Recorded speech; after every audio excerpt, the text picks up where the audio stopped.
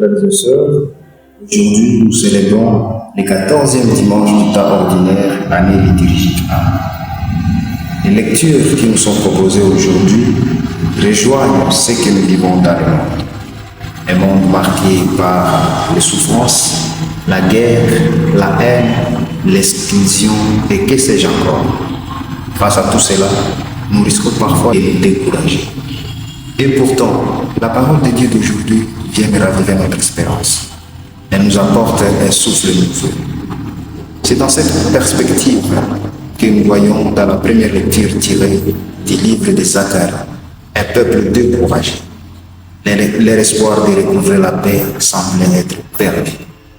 Pourtant, les prophètes leur annoncent l'arrivée des Messies, un Messie humble et pacificateur.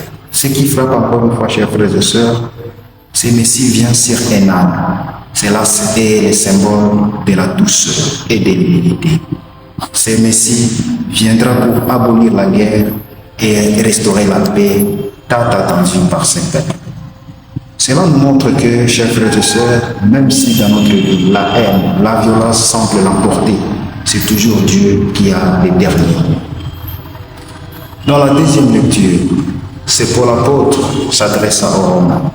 Ne nous laissons pas emporter par la chair, c'est-à-dire ne nous laissons pas emporter par les péchés, car cela nous éloigne profondément de Dieu et nous mène dans un chemin de perdition. Il nous invite plutôt à nous laisser guider par l'Esprit, cet Esprit de Dieu qui doit éclairer notre vie à travers l'amour même de Dieu. Et cet amour, nous sommes invités à le porter à travers toutes les catégories de personnes qui sont autour de nous.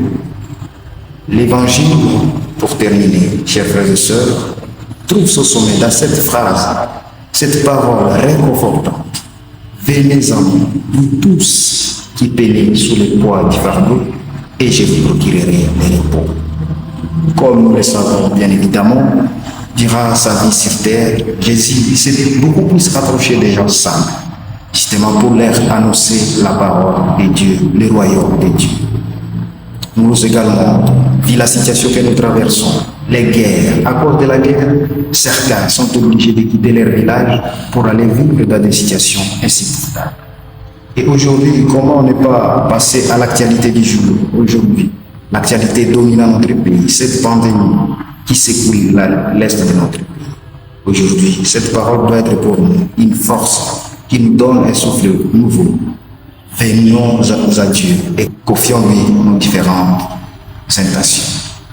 Car auprès de lui se trouve la paix véritable, la consolation, mais aussi l'espérance qui ne déçoit jamais. Amen.